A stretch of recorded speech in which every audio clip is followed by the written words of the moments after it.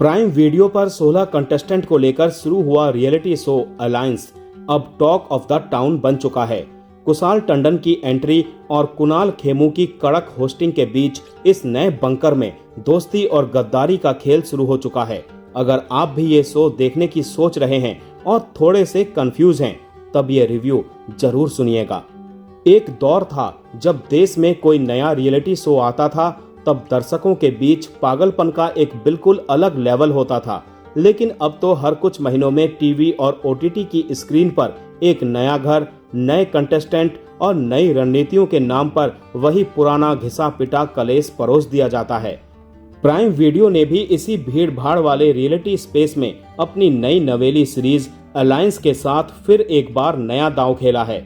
इस शो में 16 खिलाड़ी एक अंडरग्राउंड बंकर में बंद होकर पूरे 42 दिनों तक एक दूसरे के साथ दोस्ती और गद्दारी का खेल खेलेंगे। मजेदार बात यह है कि नेटफ्लिक्स पर चल रहे लॉकअप 2 के ड्रामे के बीच प्राइम वीडियो का यह शो दर्शकों को रिझाने की पूरी कोशिश कर रहा है। शुरुआती 3 एपिसोड्स ऑन एयर होने के बाद इस शो का पूरा नफा नुकसान सामने आ चुका है। अगर सिर्फ एक लाइन में कहें तो अलायंस का आइडिया और गेम का ढांचा तो बिल्कुल नया और कड़क है, लेकिन कंटेस्टेंट्स का रवैया देखकर आपको वही पुराना बिग बॉस वाला रिवाइंड मोड याद आ जाएगा। इस शो का सरप्राइज पैकेज खुद एक्टर कुणाल खेमू हैं।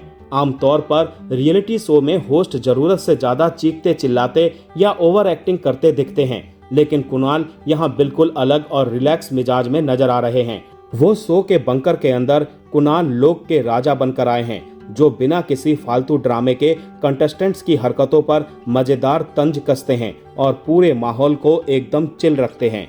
इस शो का गेम स्ट्रक्चर वाकई नया और दिलचस्प है। बाकी सोच की तरह यहाँ ऐसा नहीं होगा कि जो चेहरे पहले दिन आए हैं वही फिनाले तक खींचते चले जाएं। अलायंस में जो भी खिलाड़ी बाहर होगा उसकी जगह तुरंत एक नया चेहरा बंकर में ठूंस दिया जाएगा, यानी खिलाड़ियों की गिनती हमेशा 16 ही रहेगी। मेकर्स का ये दाव नया है और इससे बंकर के अंदर समीकरण पल पल बदलते रहेंगे। भोजपुरी सिनेमा के सुपरस्टार रवि किशन और उनकी बेटी रीवा की एंट्री शो में एक बड़ा हाई पॉइंट साबित हुई है। रवि किशन जहां अपनी बेटी को सपोर्ट करने और उसे जिताने की जिद के साथ आए हैं, वहीं रीवा अपने पिता के साथ ज्यादा वक्त बिताना चाहती है। बाकी के युवा कंटेस्टेंट रवि किशन के कड़क तेवरों से डरे सहमे भी नजर आते हैं और उनके स्टारडम के मुरीद भी दिखते हैं। ये बाप बेटी की केमिस्ट्री देखने में काफी मजेदार है। शो में जब कुशाल टंडन और अरसलान गोनी ने दोनों तबाही वाले रील्स स्टाइल में एंट्री मारी तो ड्रामा मीटर अचानक से बढ़ गया। इसकी सबसे बड़ी वजह है कुशाल टंडन का पुराना इतिहास। कुशाल टंडन की एक्स गर्लफ्रेंड गौहर खान है, जो अब जैद दरबार की पत्नी है। जब जैद और कुशल का बंकर में आमना सामना हुआ तो जैद के चेहरे का वो अजीब और असहज करने वाला रिएक्शन कैमरे से छुप नहीं पाया। जनता इसी मसाले का तो इंतजार कर रही थी। शुरुआती एपिसोड्स में ही एक कंटेस्टेंट ने अपनी टीम और झूठी दोस्ती की कस्में खाने के बजाय सीधे गेम को चुना और एक बड़ा रिस्क ले लिया। जहां बाकी के खिलाड़ी महफूज यानी सेफ खेलने के चक्कर में बोर कर रहे थे, वहीं इस एक फैसले ने पूरी टीम की लंका लगा दी। रियलिटी शो में ऐसे ही सनकी और अनप्रेडिक्टेबल फैसलों की जरूरत होती है जो दर्शकों की नींदें उड़ा सकें। अब बात करते हैं उन 5 चीजों की जो इस शो में मिस हैं।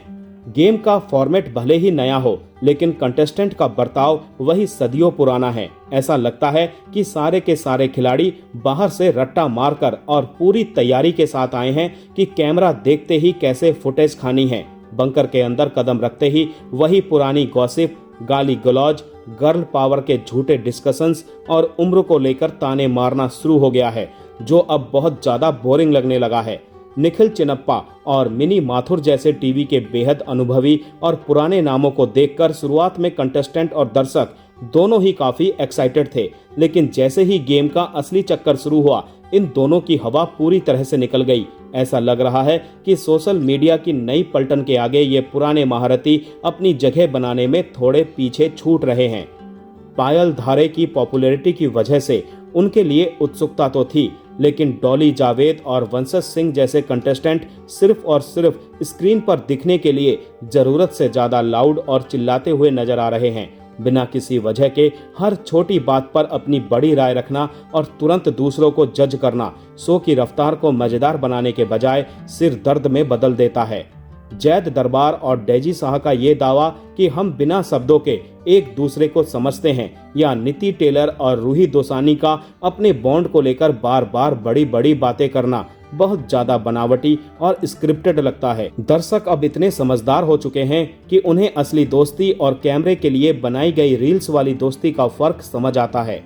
चूंकि ये एक डेली शो है, इसीलिए हर एपिसोड के आखिर में एक ऐसा सस्पेंस या हुक होना चाहिए जो दर्शकों को अगले दिन दोबारा स्क्रीन के सामने बैठने पर मजबूर करे। लेकिन अलायंस के शुरुआती 3 एपिसोड देखने के बाद भी वो असली रोमांच बंकर के अंदर दाखिल नहीं हो पाया है।